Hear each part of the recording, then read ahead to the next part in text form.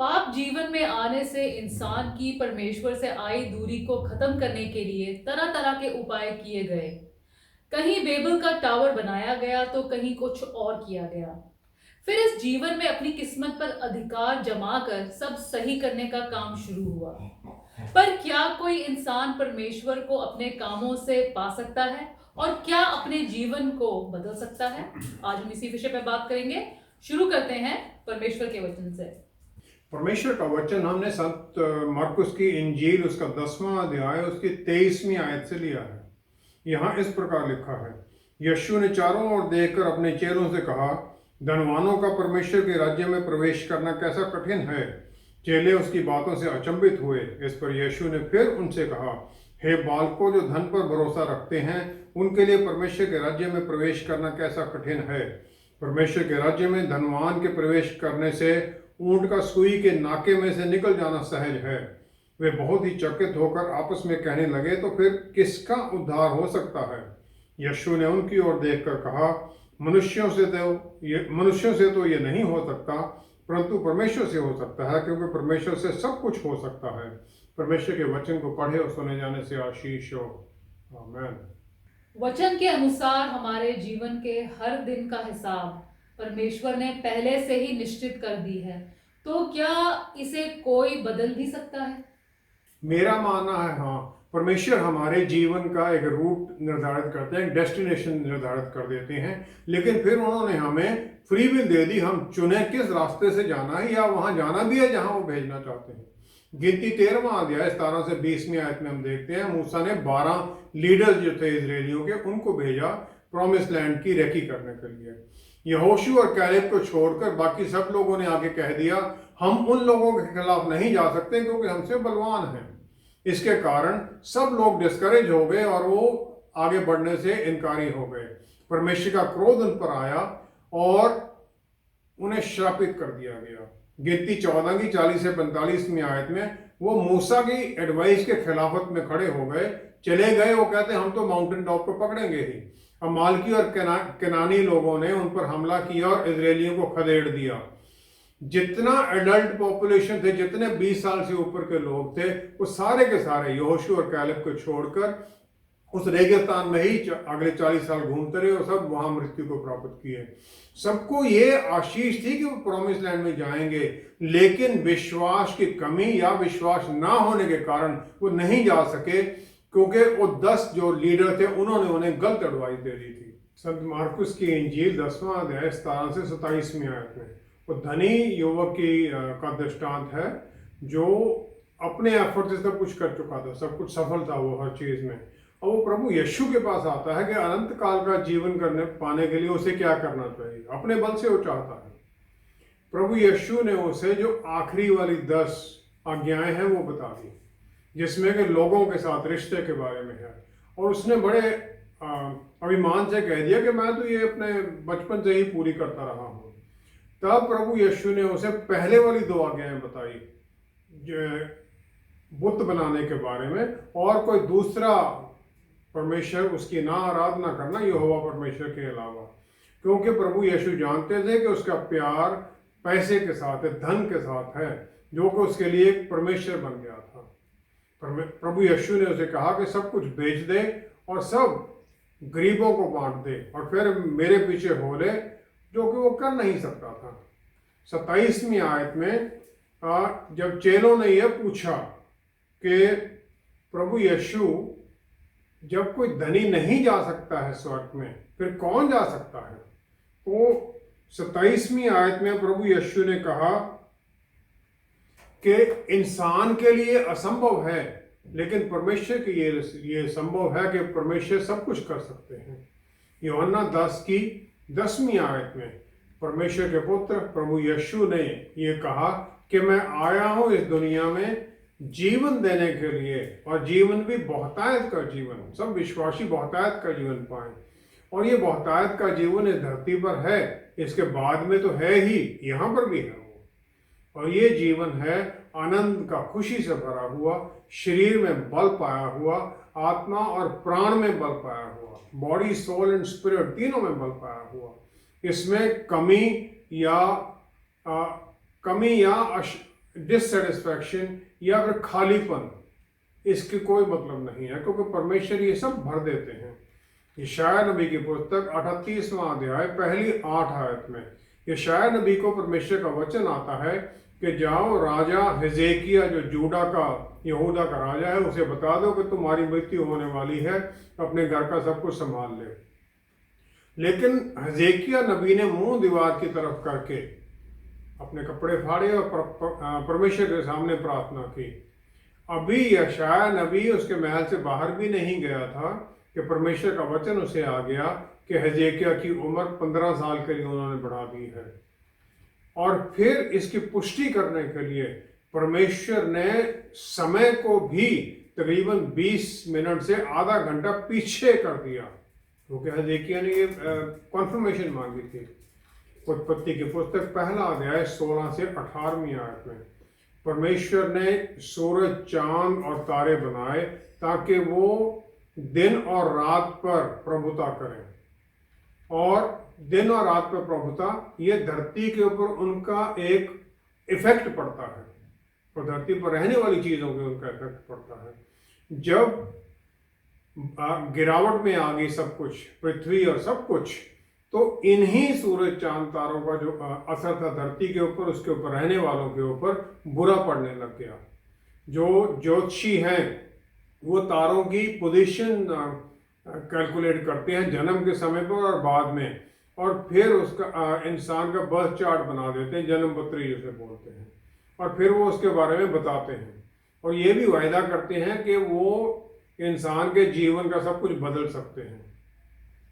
व्यवस्था विवरण 18 से 9 से 14वीं आयत तक परमेश्वर ने इन सब बातों के बारे में मनाही की है, क्योंकि इनसे परमेश्वर को महिमा नहीं मिलती है। जो भी कोई ये क्लेम करता है वो गलत कहता है, क्योंकि सिर्फ परमेश्वर ही है जो सब कुछ बदल सकते हैं, और कोई बदल नहीं सकता किसी भी परिस्थिति को, जो कि परमेश्वर ने पहले से निश्चित की है। हाँ, उसका असर शायद कुछ समय के लिए टाला जा सके, लेकिन वो अकोमुलेट होकर बाद में असर जरूर पड़ता है। तो इसमें यहाँ फंसने की कोई ज़रूरत नहीं है किसी भी विश्वासी को। हमें परमेश्वर की अधीनगी में बने रहना है, उनकी आज्ञाकारिता में चलना है, ताकि फिर वो सब कुछ हम कर सकें और सब पा सकें जो उन्होंने हमें दिया है। प्रभु यीशु ने ये कहा है कि विश्वास करने वालों के लिए सब कुछ संभव है। फिर इसका क्या अर्थ है, और क्या विश्वासी जन जो असंभव है उसे बदल सकते हैं? संत मार्कुस के इंजील 9वें अध्याय में प्रभु यीशु के रूपांतर, ट्रांसफिगरेशन के बारे में है, जहाँ पर उन्हें मूसा और एलिया नबी मिलने के लिए आते हैं। जब वो नीचे आते हैं तो वहाँ पर एक भीड़ इकट्ठी हो रखी है, जहाँ पर एक पिता अपने बच्चे को लेकर आया हुआ, लड़के को लेकर आया हुआ है, जिसे गूंगी आत्मा ने पकड़ रखा है। जो चेले वहाँ पर थे, 9 चेले बाकी, क्योंकि पतरस, याकूब और यूहन्ना तो उनके साथ ऊपर गए हुए थे, वो उसको कुछ नहीं कर सके, उसे निकाल नहीं सके। प्रभु यीशु को देखकर वो पिता उनकी तरफ भागता है, और फिर वो कहता है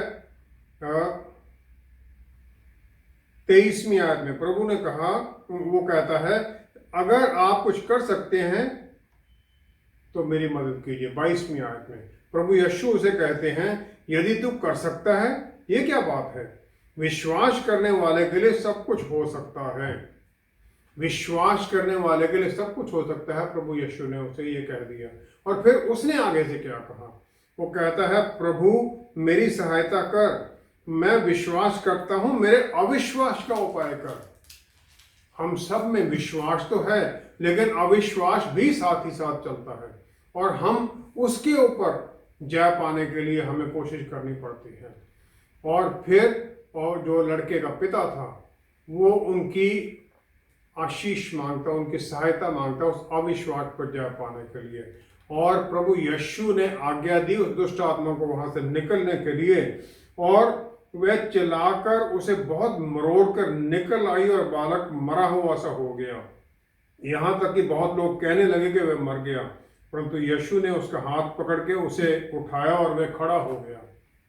प्रभु यीशु ने उसे उठाया, उन लोगों की बातों में नहीं उन्होंने सुना, क्योंकि वो जानते हैं असंभव को संभव करने की क्षमता उनमें है। मत्ती 11 की 11 में प्रभु यीशु ने यूहन्ना बपतिस्मा देने के बारे में कहा। वो कहते हैं, मैं तुमसे सच कहता हूं कि जो स्त्रियों से जन्मे हैं उनमें से यूहन्ना बपतिस्मा देने वाले से कोई बड़ा नहीं हुआ, पर जो स्वर्ग के राज्य में छोटे से छोटा है वह उससे बड़ा है। जितने औरत से जन्मे हैं उससे पुराने नियम में जितने नबी थे, चाहे मूसा, चाहे एलिया नबी, चाहे फिर एलीशा नबी, जिन्होंने मुर्दों को जिंदा कर दिया और हर तरह के उन्होंने चमत्कार किए, हर तरह के काम किए, उन सबको प्रभु यीशु ने यूहन्ना बपतिस्मा देने वाले से छोटा करार कर दिया। और फिर उन्होंने आगे कह दिया, जो स्वर्ग राज्य में है हर विश्वासी यूहन्ना बपतिस्मा देने वाले से भी बड़ा है। ऐसा क्यों उन्होंने कह दिया? ये इसलिए क्योंकि हम सब के भीतर पवित्र आत्मा परमेश्वर वास करते हैं, हमें बल देने के लिए, हमें गाइड करने के लिए, और प्रभु यीशु जैसा बनाने के प्रक्रिया में हमें वो डाल देते हैं। हम दिन प्रतिदिन बदलते जाते हैं। उससे पहले किसी में भी पवित्र आत्मा परमेश्वर नहीं आए थे, उनके ऊपर आते थे, भीतर किसी में नहीं थे। यूहन्ना बपतिस्मा देने वाला प्रभु यीशु के आगमन का प्रतीक है। उनके बारे में वो डिक्लेयर करता है, वो कहता है, वो देखो परमेश्वर का मेमना, इसलिए उसे बड़ा कहा गया। यूहन्ना 14:12 में विश्वासियों को वो एश्योर करते हैं, वो कहते हैं पहले कि मैं जाता हूं स्वर्ग में तुम्हारे लिए पिता के घर में जगह तैयार करने के लिए। और फिर उन्हें एक और आशीष देते हैं कि जो मुझ में विश्वास करता है, 12वीं आयत में, जो मुझ में विश्वास करता है, जो काम मैं करता हूं वो भी करेगा, बल्कि इससे भी बड़े काम वो करेगा, क्योंकि मैं पिता के पास जाता हूं। विश्वासियों का काम इस धरती के ऊपर प्रभु यीशु के जाने के बाद खत्म नहीं हुआ, उन्हें प्रमोट कर दिया गया वो बड़े काम करने के लिए। बड़े काम कौन से? पहला यूहन्ना 3:8 आयत में, शैतान के कामों को नष्ट करना, जिसके लिए प्रभु यीशु यहां आए थे। और इसीलिए हमारे भीतर पवित्र आत्मा परमेश्वर हैं जो हमें बल देते हैं, हमें सहायता देते हैं। दूसरा तिमोथियस 1:7 आयत में पौलुस रसूल पवित्र आत्मा परमेश्वर के बारे में कहते हैं, वो डर के नहीं बल्कि बल और शक्ति के, प्यार के और आत्म संयम के आत्मा है। आत्म संयम के आत्मा, क्योंकि जो उनका बल है उसे हमने प्यार में इस्तेमाल करना है और आत्म संयम में इस्तेमाल करना है, रेकलेसली नहीं कर सकते हो। फिलिपियों के पुस्तक 4:13 आयत। और फिर प्रभु यीशु ने कह दिया, प्रभु यीशु के आशीष में पौलुस रसूल ने कह दिया, मैं वो सब कुछ कर सकता हूं क्योंकि प्रभु यीशु मुझे बल देते हैं। मैं सब कुछ कर सकता हूं, वो कहते हैं, प्रभु यीशु के बल में चलते हैं। प्रेरितों की पुस्तक 20:9-11 आयत में पौलुस रसूल ट्रोआस में प्रीच कर रहे थे, रात थी। अब क्योंकि वहां पर बहुत लैंप्स जल रहे थे, दिए जल रहे थे, उसकी रोशनी में एक बालकनी में यूटाइकस नामक जवान बैठा था और वो सो गया और वहां से तीसरी मंजिल से नीचे गिर गया और उसे उन्होंने कह दिया तो मर गया। प्रभु यीशु ने उसे दोबारा पौलुस रसूल ने उसे दोबारा जीवन दे दिया और दिन चढ़ने से पहले तक वहां प्रचार भी करते रहे। उन्होंने कह दिया, इसको फिक्र मत करो, इसमें जीवन अभी है, इसकी आत्मा इसमें है। पौलुस रसूल का विश्वास था प्रभु यीशु के वचनों के अंदर, ताकि उन्हें पता था कि ये जीवित है, और फिर अपना काम नहीं रोका, वचन सुनाते रहे उन्हें। बहुत लोग मानते हैं कि जो चमत्कारों का काम है वो प्रेरितों के बाद खत्म हो गया है, लेकिन वो इन सब वायदों का कोई उत्तर नहीं दे सकते, क्योंकि जो ये वचन में वायदे दिए गए हैं, प्रभु यीशु ने या तो झूठ बोल दिया, वो हो नहीं सकता है। पवित्र आत्मा परमेश्वर हमारे भीतर हैं, जो परमेश्वर का नुमाइंदा परमेश्वर हैं, हर विश्वासी को वो बल देते हैं। लेकिन पवित्र आत्मा परमेश्वर सिर्फ परमेश्वर के वचन के अनुसार ही काम करते हैं, वो हमारे अधीन नहीं हो गए। जब हम वचन के अनुसार मांगते हैं तो सब मिलता है। उत्पत्ति 1 जब रचना की गई हर चीज की, तो परमेश्वर की तरफ से एक स्पेसिफिक कमांड आता है और पवित्र आत्मा परमेश्वर उसे एग्जीक्यूट कर देती है उस कमांड को। वहां आता है रोशनी हो जाए, रोशनी हो जाती, क्योंकि आत्मा ज़ाहिर कर देते हैं परमेश्वर की महिमा को। इसमें यही एक क्वालिफाइंग क्लॉज है प्रार्थना का उत्तर मिलने के लिए। प्रार्थना में अगर हम रोते हैं, चिल्लाते हैं, इमोशन दिखाते हैं, उसका परमेश्वर पर कोई फर्क नहीं पड़ता है। परमेश्वर देखते हैं हमारे मन में मोटिव क्या है, क्या हम उन्हें महिमा देना चाहते हैं। अगर हमारे मन में वो मोटिव है तो वो होगा। उत्पत्ति पहला अध्याय 28वीं आयत में आदम और ईव को जो कमांड थी, धरती पर छा जाओ, इसे अपने अधीन कर लो, ये उनके द्वारा दी गई क्षमता में करना था। उनकी क्षमता में ही ये हो सकता था और उसी के द्वारा ही वो करते हैं। याकूब की पुस्तक 5वां अध्याय 17 से 18वीं आयत तक, याकूब प्रभु यीशु के भाई हैं, वो ये कहते हैं कि एलिया भी तो हमारे समान दुख सुख भोगी मनुष्य था और उसने गिड़गिड़ा कर प्रार्थना की कि मेह ना बरसे, और 3.5 वर्ष तक भूमि पर मेह नहीं बरसा। फिर उसने प्रार्थना की तो आकाश से वर्षा हुई और भूमि फलवंत हुई। तो कहते हैं एलिया भी तो इंसान था, उसने प्रार्थना की। जो एलिया कर सकता है तो वो हम भी कर सकते हैं। उनका मतलब ये है। पतरस रसूल, याकूब या यूहन्ना, वो प्रभु यीशु उनको अपने साथ लेके जाते खास मौकों पर, चाहे वो जायरूस की लड़की को जिंदा करना है, चाहे रूपांतर में वो जाते हैं, या फिर गेत्समनी पार्क में प्रार्थना के लिए लग जाते हैं, उन्हें साथ लेके जाते हैं, क्योंकि वो चाहते हैं कि वो ट्रेन किए जाएं। विश्वासियों को वो हमेशा डिसाइपल्स को साथ लेके चलते थे, उन्हें ट्रेन किया जाए, उनका विश्वास बढ़ाया जाए, और फिर उनके भीतर जो परमेश्वर का अंश आना है उसकी पहचान उनमें हो।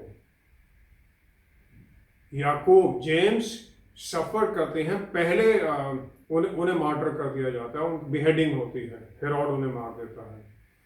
लेकिन जो बाकी चेले थे, खासतौर पर पतरस और यूहन्ना नबी, उन्होंने परमेश्वर के वचन का प्रचार चारों तरफ किया और अद्भुत काम भी किए परमेश्वर की आज्ञा के अनुसार। दानियल 3रा अध्याय 16 से 26 आयत में शद्रक, मिशाक और अबेदनगो हैं, तीनों यहूदी लोग जिन्हें नबूकदनेस्सर गुलाम बनाकर ले जाता है बेबीलोन में। और फिर नबूकदनेस्सर ने सोने की मूर्ति बनाई है। आज्ञा होती है जब म्यूजिक होगा तो सब उसके सामने झुक जाएंगे। तो वो उसे क्या कहते हैं? वो कहते हैं, हे नबूकदनेस्सर, इस विषय में तुझे उत्तर देने का हमें कुछ प्रयोजन नहीं जान पड़ता, हम जरूरी नहीं समझते इसका उत्तर दें। फिर कहते हैं, हमारा परमेश्वर जिसकी हम उपासना करते हैं वे हमको उस धधकते हुए भट्टे की आग से बचाने की शक्ति रखता है, वरन हे राजा, वह हमें तेरे हाथ से भी छुड़ा सकता है। परंतु यदि नहीं तो हे राजा, तुझे मालूम हो कि हम लोग तेरे देवता की उपासना नहीं करेंगे और ना तेरी गढ़ी कराई हुई सोने की मूर्ति को दंडवत करेंगे। उन्होंने ये कह दिया, परमेश्वर हमें बचा सकते हैं, अगर ना भी बचाएं तब भी हम तुम्हारी मूर्तियों की उपासना नहीं करेंगे। फिर प्रभु यीशु ने उस आग के भट्टे के अंदर एक जैसे बबल होता है, एक वो क्रिएट कर दिया जिसमें वो तीनों गिरते हैं। प्रभु यीशु उनके साथ हैं वहां पर, और ताकि उनके शरीर पर किसी आग का कोई असर नहीं पड़ता, बालों में भी कोई वो नहीं, इतना कि आग की दुर्गंध भी उनके कपड़ों में नहीं होती है। प्रेरितों की पुस्तक 7वां अध्याय 59-60वीं आयत में, विश्वास बचा सकता है, लेकिन स्टीफन जो पहला मार्टर है चर्च का, वो बड़े बोल्डली डिक्लेयर करता है जो यहूदी लोगों ने पाप किया, प्रभु यीशु को झूठ से उन्होंने जो प्रोसिक्यूट किया, उन्हें सलीब पर चढ़ा दिया, और फिर वो विश्वास में होते हुए अपनी मृत्यु को स्वीकार करता है पथराव के द्वारा, और फिर उन लोगों के लिए माफी मांगता है जो उसे पथराव कर रहे हैं। प्रभु यीशु की तरह वो भी कह देता है, इनका पाप इन पर ना आए। वो उनके लिए माफी चाहता है परमेश्वर से। प्रेरितों की पुस्तक 12वां अध्याय 7 से 10वीं आयत में एक स्वर्गदूत है जो पतरस रसूल को जेल से बाहर निकाल के ले जाता है, क्योंकि विश्वासी लोग, बाकी लोग प्रार्थना कर रहे हैं। प्रेरितों की पुस्तक 16 अध्याय 23 से 28वीं आयत तक पौलुस रसूल, साइलस दोनों को बुरी तरह डंडों से मारा जाता है, और फिर उन्हें जेल के अंदर की कोठरी में बंद कर दिया जाता, उनके पैरों में बेड़ियां डाल दी जाती हैं। आधी रात को जब वो प्रार्थना कर रहे थे, भजन गा रहे थे और बाकी कैदियों उनके उस वचन को सुन रहे थे, अचानक एक भूकंप आ जाता है और वो उन चेन से आजाद हो जाते हैं। लेकिन वो वहां से उठकर निकलते नहीं, दरवाजे खुल जाते हैं, वो उठते निकलते नहीं हैं। जो जेलर आता है उससे वो विश्वास में बताते हैं हम यही हैं, और फिर वो जेलर उसका पूरा परिवार विश्वास में आकर उनको बचाया जाता है।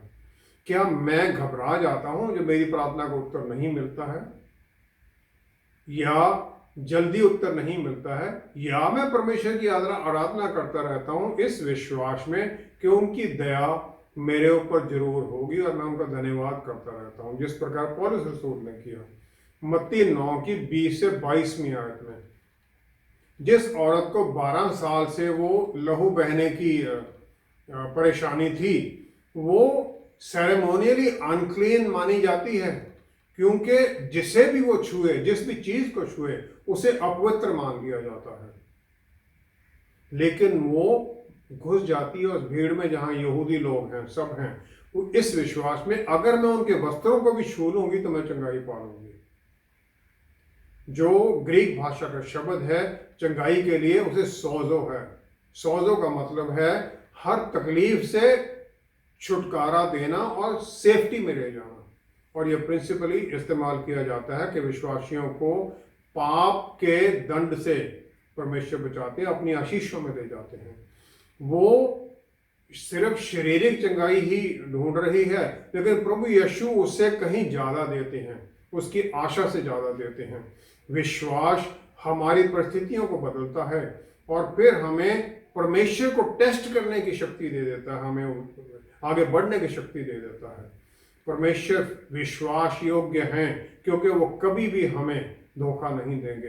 वो हमारे जो वचन हैं, जो बात हम उनके सामने प्रार्थना करते हैं, जो बोलते हैं उनके सामने, उसका उत्तर जरूर देते हैं।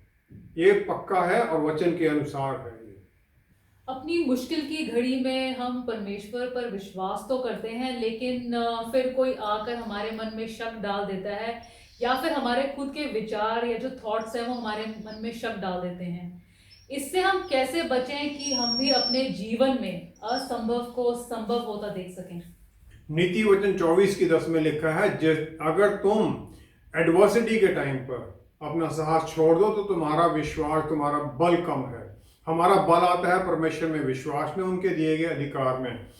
अगर हम मुश्किल परिस्थिति में किस प्रकार काम करें उसके बारे में हमें बताया मरियम ने, जो प्रभु यीशु की माता हैं। यूहन्ना 2 की 3 से 5वीं आयत में काना में मैरिज में सब गए हुए थे, वहां उनकी वाइन खत्म हो गई तो मरियम ने आकर अपने बेटे से कहा कि उनकी वाइन खत्म हो गई। उन्होंने आगे जवाब दिया प्रभु यीशु ने, मेरा समय अभी नहीं आया है। उन्होंने इस बात को मानने से इनकारी कर दिया और मरियम ने नौकरों से कहा, जो भी ये कहे तुम कर देना। रोमियो 10वां अध्याय 10 से 11वीं आयत में पौलुस रसूल हर विश्वासी को कहते हैं, अपने मन में विश्वास करें और मुंह से क्लेम करें। जो मन में विश्वास करता है वो फिर शर्मिंदा नहीं होगा। और इसीलिए पानी फिर वाइन बन गया, वो भी बेस्ट वाइन, और पूरे सब लोग आनंदित हुए। नौकरों ने आज्ञा मान ली और पानी के जार वो भर दिए और आशीष पाए। व्यवस्था विवरण 28 का 1 से 14वीं आयत में मूसा कहता है, डिलीजेंटली परमेश्वर के वचन को सुनो ताकि वो तुम्हें हर तरह से आशीषित करेंगे। फिर वो कहते हैं 7वीं आयत में, तुम्हारे दुश्मन नष्ट हो जाएंगे। 11वीं आयत में कहते हैं, तुम बहुतायत का अबंडेंट प्रॉस्पेरिटी पाओगे। 13वीं आयत में कहते हैं, तुम्हें वो सिर बनाएंगे, पूंछ नहीं। दूसरी बात क्या है, इंटरसेशन और दूसरों के लिए हम मैसेज लेके जाएं वचन का। मार्कुस 16 की 20 में डिसाइपल लोगों को मैसेज लेके गए और परमेश्वर वचन की पुष्टि चिन्हों और चमत्कारों द्वारा करते रहे। दूसरा कुरिन्थियों 5 की 20 में पौलुस रसूल कहते हैं कि परमेश्वर हमारे साथ काम करते हैं। तीसरा, परमेश्वर की हम इंटरवेंशन ढूंढें। दूसरा राजा 18 से 5वीं आयत में हजेकिया राजा है यहूदा का, उसके बारे में लिखा, उसने परमेश्वर पर विश्वास किया और उसके बाद ऐसा कोई राजा नहीं हुआ यहूदा का। दूसरा राजा 19 में 14 से 19 तक सेनाचरिब ने राजा को, हेजेकिया को चिट्ठी भेजी कि सरेंडर कर दो। उसने वो चिट्ठी ली, परमेश्वर के सामने रख दी जाके और प्रार्थना की। फिर 35वीं आयत में हम देखते हैं कि एक स्वर्गदूत गया असीरियन आर्मी के, रात में 1,85,000 सैनिकों को मार दिया और उन्हें वापस जाना पड़ा। चौथा है पेशेंटली उत्तर का इंतजार करना। दानियल 10वां अध्याय 12वीं-13वीं आयत में दानियल ने प्रार्थना की परमेश्वर से, और गैब्रियल फिर आता है 21 दिन बाद। वो कहता है पहले ही दिन तुम्हारी प्रार्थना को सुन लिया गया था और मैं आया, लेकिन शैतान ने रास्ते में मुझे रोक लिया, 21 दिन डिले हो गई। शैतान हर तरह से हमारी प्रार्थना को उत्तर आने में रोकता है, और हमें लेकिन अधीनगी में बने रहना है आशीषों के लिए। 5वां है धन्यवाद करते रहें। पहला थिस्सलुनीकियों 5वां अध्याय 16वीं-19वीं आयत में पौलुस रसूल कहते हैं आनंदित रहो, pray without ceasing, in everything give thanks, for this is the will of God in Christ Jesus. Rejoicing sorrowful में भी है, ये नहीं कि आनंद में जब खुशी है तभी आनंदित रहना है।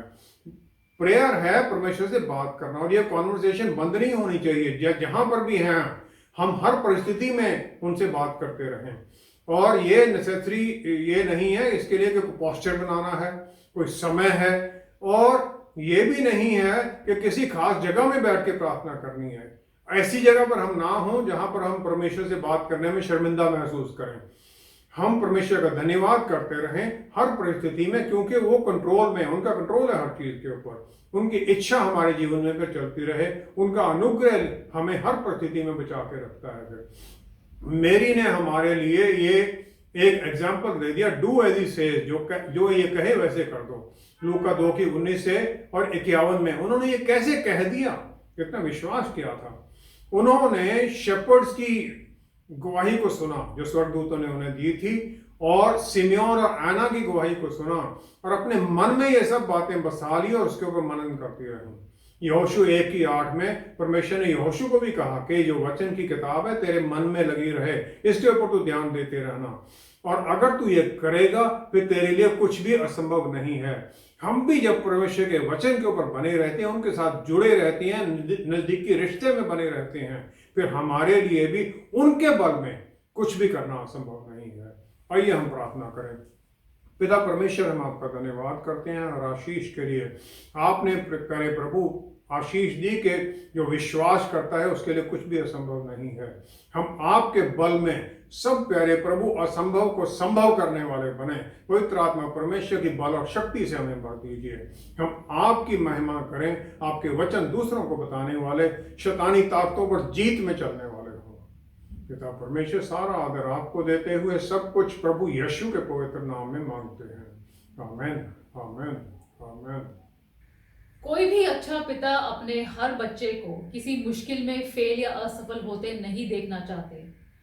फिर परमेश्वर जिन्होंने हमारे लिए अपने बेटे को ही कुर्बान कर दिया, कैसे किसी विश्वासी को असफल देखना चाहेंगे। वो हमारे साथ मिलकर हमें सफलता की ओर ले जाना चाहते हैं, और हमें भी इसमें विश्वास की साझेदारी करनी है। हमारे साथ दोबारा जुड़ने के लिए आपका बहुत बहुत धन्यवाद। अगले हफ्ते आपसे फिर मुलाकात होगी। Until then, stay blessed. Shalom.